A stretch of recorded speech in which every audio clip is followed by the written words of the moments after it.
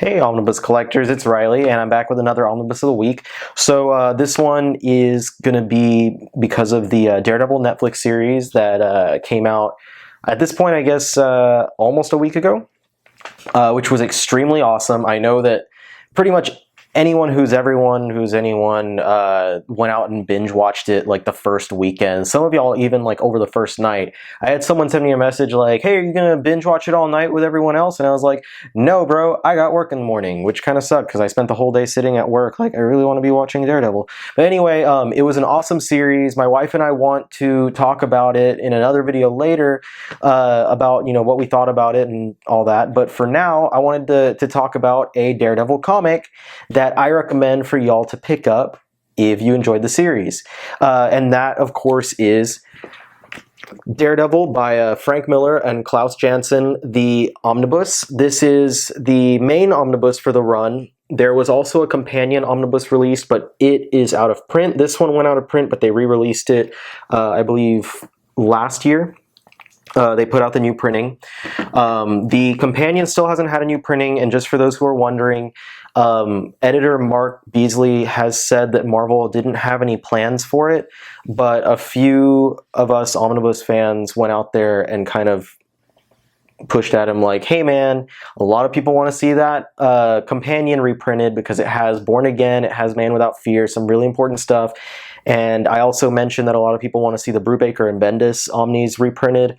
And I mentioned that I want an Ann Nocenti omnibus, and he was like, all right, I'll mention it to Marvel. So the word is out there, the powers that be know that we want it. So hopefully it happens. But anyway, today we're focusing on this one. So this is a beautiful looking book. I love the imagery. It's very minimalistic, the way that they've done the covers. They've done just a black and red with a little bit of white, with the imagery from Frank Miller that he did. The back image is very obvious Frank Miller material of Matt and Elektra. I just love the way that the book looks, the stark blacks and reds against each other. The spine is just beautiful. It stands out on the shelf among the other ones, and it just looks fantastic. And then underneath the dust jacket, there's a lot of the same imagery without the black wrap at the bottom. Really nice looking, really, really awesome. And I hope that anyone who wanted it is able to get this book because it looks like it might be going out of print sometime in the near future. On the interior, we take a look in the inside just to see, you get a good table of awesome looking spread right there, but you get a nice table of contents, which I really appreciate from omnibus like this that lets you know the different stories that are on each page. As for the creators, of course, it's mostly going to be Frank Miller and Klaus Janson, but as well, before Miller was writing the title, it was Roger McKenzie who wrote it from issue 158 through 161, and then 163 through 166 and 183. So Miller did 165 through 191, which is collected in this book, and then there's a couple others from other writers. But yeah, so it's a nice amount of stuff in here is Miller's writing, but before he was writing, he was just the artist. You get a nice introduction written here by Frank Miller, and then another one from 2000, and then another one from 2001 by Klaus Janson, and then it goes straight into the material, and you can tell that's some classic Frank Miller artwork. So all the way through, just fantastic looking artwork from Frank Miller. Really great stuff. And of course, Miller really...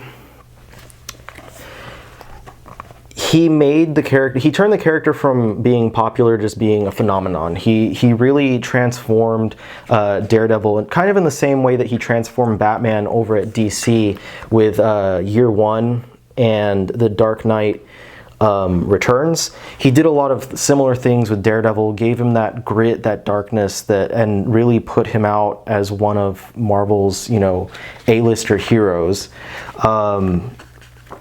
And it's really his, signature style that really moves it forward. His way of portraying that grit and violence that he does in his other books, like Sin City would be a really great example of that. Just really puts it forward as one of the more notable runs on the character and one of the more notable runs in Marvel's history.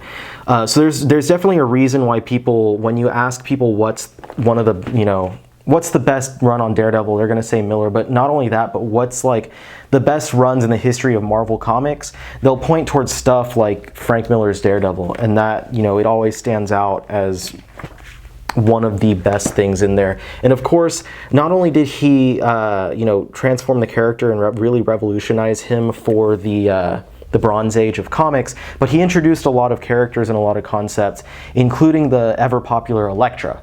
So he introduces her, and he actually had another series focusing on Elektra later on. There's a lot more like concepts and characters that he introduced to Daredevil that appear throughout this book and throughout the other material that he wrote. So there's a lot of really great stuff. But the reason that I really want to mention this one in relation to the TV series or the Netflix series that recently came on is because it has that very similar just dark and gritty feel to it that was, I think, introduced and perfected by Frank Miller. He really just perfected this grittiness, this darkness, and this feeling that really is the definition of what Daredevil comics were for so long, really until Mark Waid took over. And his books are still dark, but they're, he's a little bit more, I don't know, he's a little bit more light. You get a Daredevil, a Matt Murdock, who's, spitting quips and stuff at people, kind of similar to how Spider-Man would. But then when he gets down to it, he's got a really dark story going on between him and the villains and whatnot. But anyway, back to this. Just fantastic stuff all the way through. The artwork is just phenomenal, and I used to own this in paperback. They have, I believe it's 3 just standard collections collecting the entire Frank Miller run, like this main run. And I used to own those, and when they reprinted this book, I was like, I have to own this on oversized pages, because Miller's artwork just, these pages do it justice beyond justice, honestly. So if you were a fan of the, we got Stiltman in here. I'm sure most of y'all saw the little tease for Stiltman that appeared in the show. Whoa, spoilers! It's like a really tiny thing. But anyway, if you enjoyed the show, this is the #1 place I would recommend you to go. Miller's story, Miller's artwork, joined by the other writers and artists in here, he just delivers one of the best runs in the history of Marvel Comics. And I can't say it enough. I've said it like multiple times already just in this video alone. But he really does. There's really a reason why people praise it so much. So the book itself, as per usual with Marvel, the binding is great. I know I didn't mention that before, but the binding's completely great. You can lay it flat from basically any page through the entire volume. So really fantastic. There's a lot of, let me get to the beginning of the back matter. There's a ton of back matter. There's covers. There's a bunch of sketches. There's some scripts in here.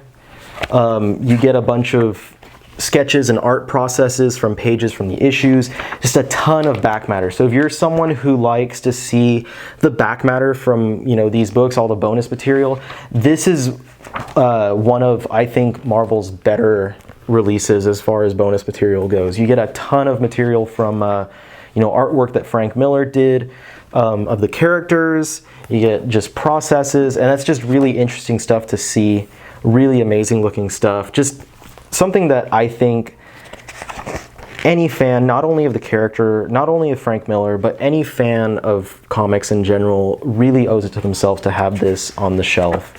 It's just, I cannot sing enough praises. And looking through this, honestly, I'm just like, damn, I need to sit back down and reread this run, because it's just phenomenal. It's just a complete treat for the eye.